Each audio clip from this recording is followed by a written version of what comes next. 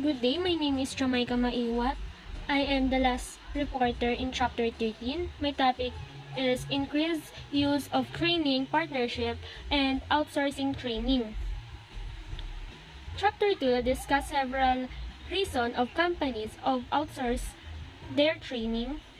Two main reasons were that employees need to learn specialized new knowledge and that companies want to gain access to best practice and cost savings. External suppliers may be consultant, academics, graduates, student, or companies in the entertainment and mass communication industries. External supplier can be partners or be sole provider of training service. The key decision for companies will not be rather to outsource by rather how much training to outsource. As a rule of external supplier of training increase, trainer need to become more savvy of contact, negotiation, and make service by analyzing. Trainers will need to know how to identify and select training vendors. Trainers may be called on to support manager and employees who will actually conduct the trainer rather than developing training by program. Trainers increasingly are likely to need competency in designing train-to-trainer program. One type of training outsourcing involves the use of application service provider. An application service provider, ASP, is a company that rents out access to software for a specific application. Some ASP have relationship with courseware developer to provide online learning. This relationship allow the ASP to offer structured courses as well as custom option. The major benefits is that companies' resources are not used to purchase and maintain an internal network or internet. Also, companies have the cost of association with building, tenting, or maintaining a trainer facility. Typically, a company pay for a license along with a maintenance contract. Training, delivery, and administration program are run to the ASP computers. ASP can track how many employees use to software contact by with area are assessed are most and how employees perform on cost training tests. The ASP also provide technical support including software update and companies pay a ASP a fee. Training and development from a change model perspective. Although the concept of change is usually addressed in an organization behavior course, the reality is that new training or development practice to be successful implement this must be accepted by the customer, manager, upper management, employees. The specific process that should be used to identify and implement change varies by companies and by type of problem and opportunity. Four conditions are necessary for change. First is employees must understand the reason for change and agree with those reasons. Second, employees must have the skills needed to implement the change. Third, employees must see the manager and other employees in power position support the change. And fourth, organization structure such as compensation and performance management system must support the change. For manager and employees, change is not easy. Even the employees know the practice of program would be better. They need to learn to adapt to its influence. Therefore, resistance a new trainer and development practices is likely prior to implementing a new training or development practice. Trainer should consider how they can increase the likelihood of the acceptance. For change-related program that need to be assessed before implementation of any new training practice are resistance to change, loss of control, power imbalance, and task redefinition.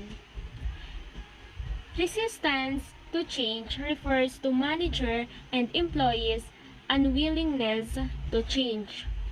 Control relates change of managers and employees' ability to obtain and distribute value resources such as data, information, or money. Power refers to the ability to influence others.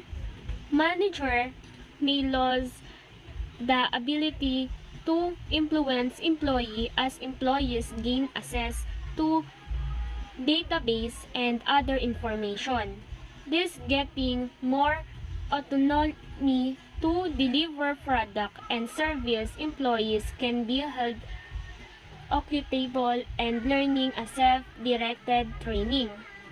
Task redefinition create changes in managers and employees' role and job responsibility. Methods to determine whether change is necessary.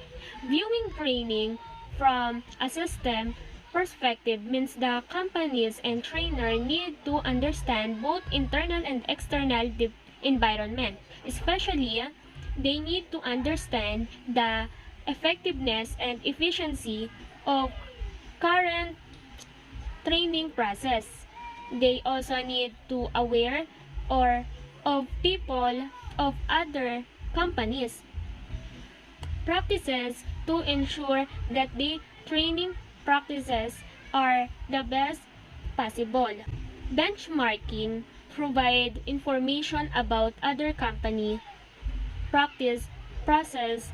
Reengineering provide information about effectiveness and efficiency of training system within the company. Benchmarking was developed by Xerox Corporation in order to compete with a low price of plain paper copies made in Japan. Xerox benchmarking process figures a 10-step show. First is identify what is to be benchmarked. Second, identify comparable companies. Third, determine data collection methods and collect data. 4. Determine current performance level. 5. Project figure performance level. 6. Communicate benchmark result and gain acceptance. 7. Establish functional goal. 8. Develop action plan. 9. Implement action plan and monitor progress. 10. Replicable benchmarks. Trainer need to take several factors into account when benchmarking training much gather information about internal process to serve a comparison for by practices. It's important to clearly identify the progress of benchmarking and the practice of benchmark. Progress reengineering. Training need to understand their current training practices and progress and evaluate them to determine what should be changed. Reengineering is a complete review of critical progress and that redesign of those processes of make them more efficient and able to deliver higher quality.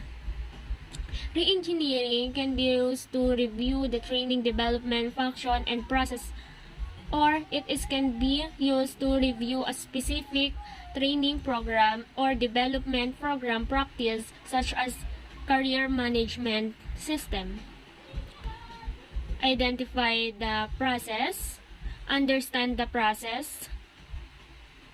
Data interrelationship diagram show the type of data used within the business function and the relationship among the different types of data.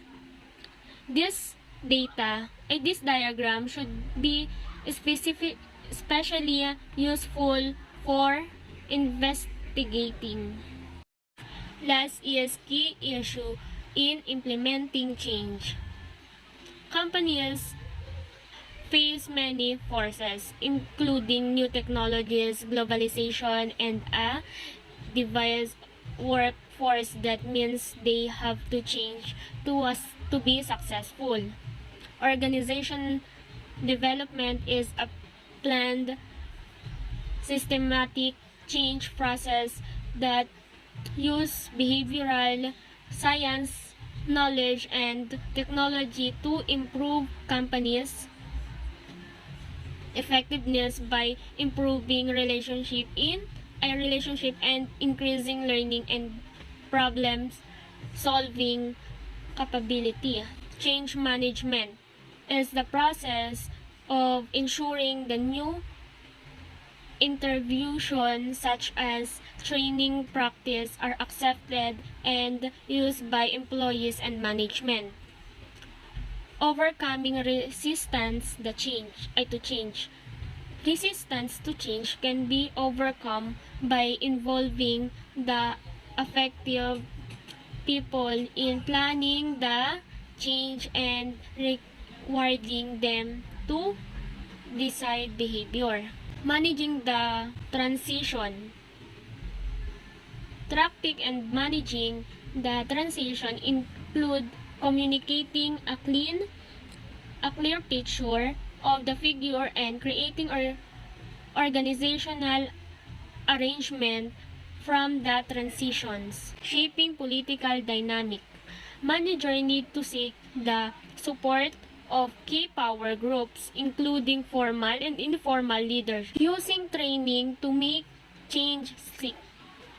Because many practice involve change not only in the way to service the process of going to be provided, but also in employees and managers rules training and is critical. Change intervention. Besides training, there are several interventions that companies have used successful to bring about change. This includes survey feedback, process consultation, and group intervention. Survey feedback refers to process of collecting information about employees' attitude and perceptions using survey, summarize the result, and providing employees with feedback to stimulate decision, identify problem, and plan action to solve problem. Process consultation. Consultation work with managers or those employees to help them understand and take action to improve specific event that could at work. Group intervention. Large of group intervention involved employees from different parts of the organization. They may also involve customer and other important stakeholder from outside of company. Large group intervention seek to bring about radical change in the entry company by involving the entire company system, managers, employees, customer in the change effort. Intergroup activities occur on a much smaller scale. Internal group activities attempt to improve relationship among different team, department, or group. That's all. Thank you.